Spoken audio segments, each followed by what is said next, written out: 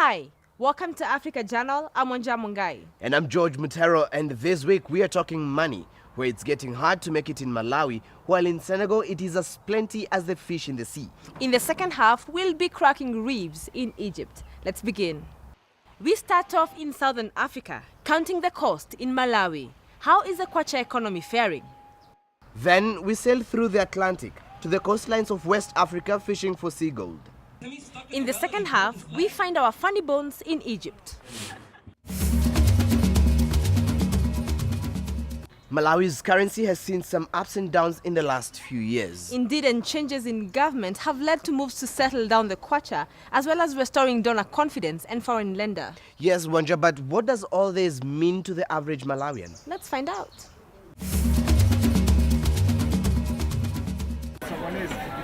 Ruth Ndingo is a businesswoman at the Lilongwe City Produce Market.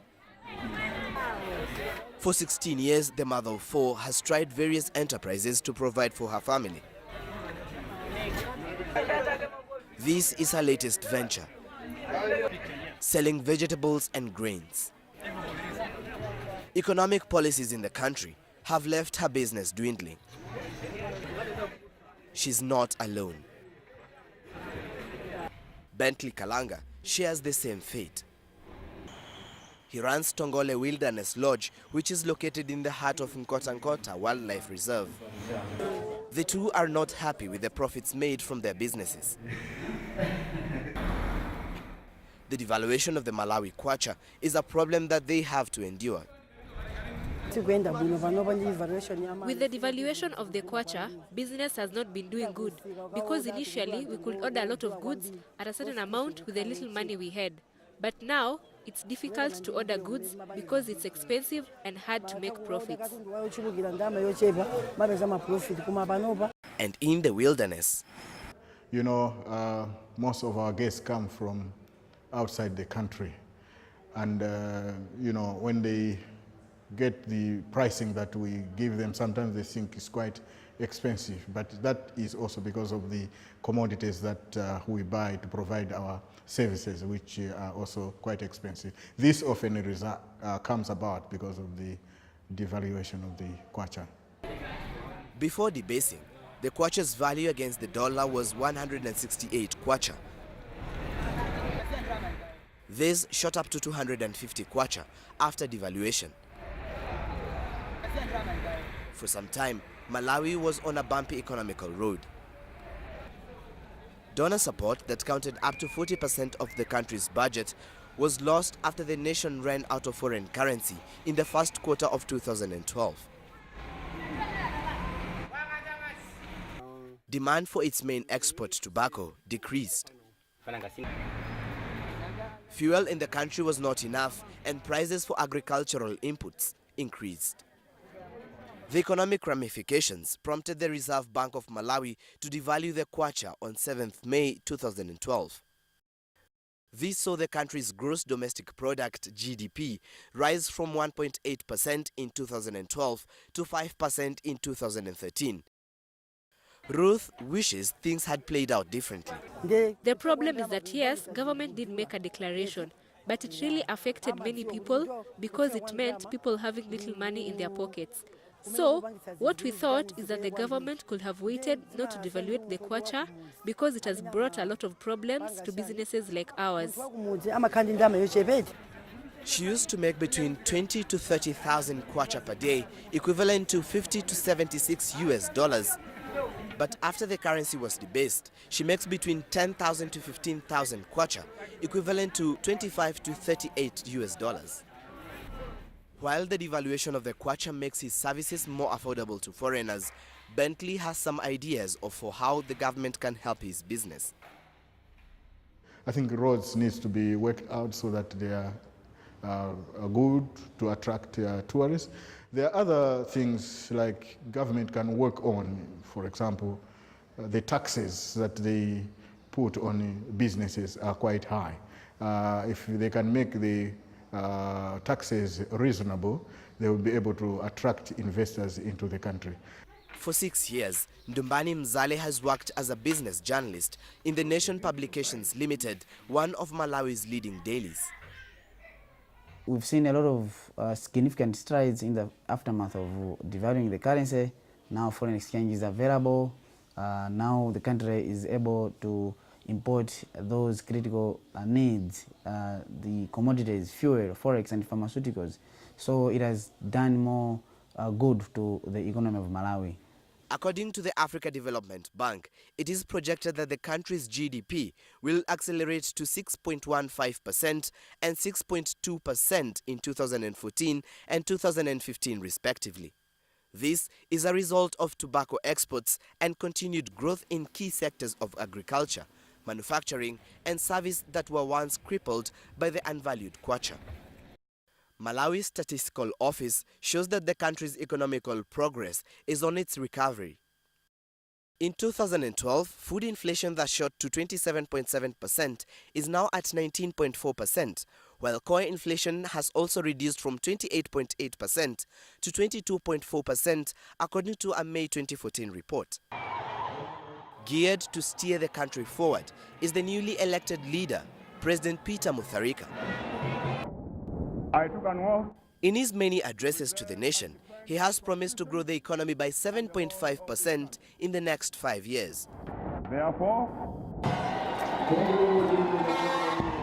Perhaps the president's pledge to take the bottom-up approach that involves and directly benefits ordinary people may be to satisfy Ruth's hope to resuscitate her business. Given an opportunity, I can do another business, but the problem is that I do not have enough capital to go for another business. The benefits of the devaluation may eventually reach Ruth, but in the meantime, she will continue to struggle to feed her 4 children.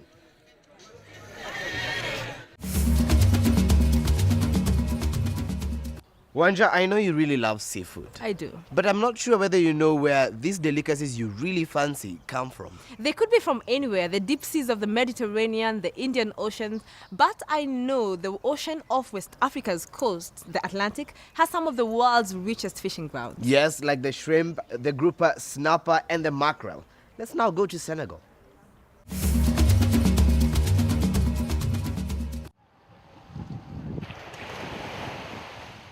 The canoes lined up along the seaside tell a story.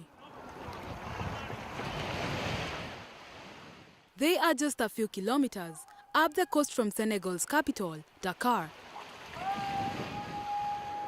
Ismail Ndiaye is preparing to go to sea. This father of 6 has been fishing for more than 15 years. At 40 years old, he has 15 employees. I belong to a fisherman family, and even when my teacher would ask what profession I would like to join, I would say fisherman.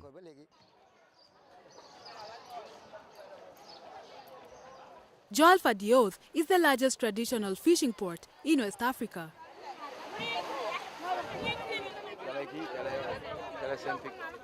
According to the Senegal Fisheries Ministry, the sector mobilizes directly and indirectly around 600,000 people. There is an average fish consumption estimated at 26 kilograms per capita annually.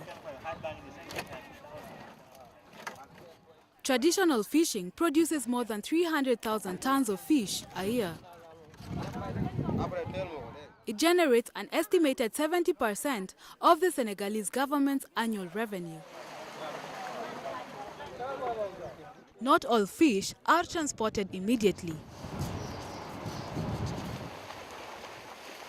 Horses and donkeys have found their way here to transport ice that keeps the fish fresh. This coastline is not only depended on by the fishermen. A few meters from Ismail, and we have these people waiting for the fishermen to return. They are called the runners, who are paid per run. It all depends with the factories. We can make around 4,000 to 5,000 CFA. It all depends with the catch and the number of fish. Despite the stench, this seaside market is a fishmonger's paradise. Baba Mbeng has been a salesman since he was 13 years old. It was very easy to sell fish because in the water there were many minerals and the cost was very cheap. The price keeps going high because of energy, minerals, and the price of oil keeps on going higher.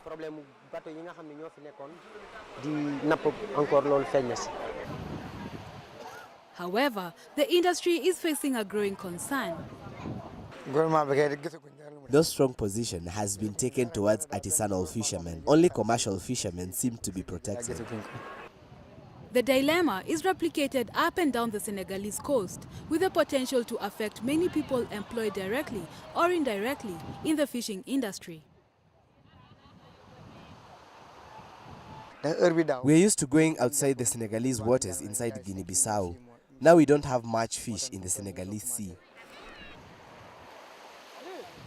But Ismail is looking forward to when there will be a more even playing field between the traditional and commercial fisheries. Then he can enjoy the cool spray and salty smell of the sea even more.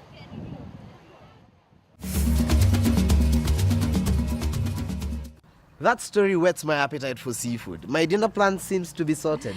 Well, and before the craving or even worse, the pangs of hunger strike, let's now take a breather and here's what's coming up after the break. We are in Kenya, witnessing one of Africa's rare races, the race of the desert sheep.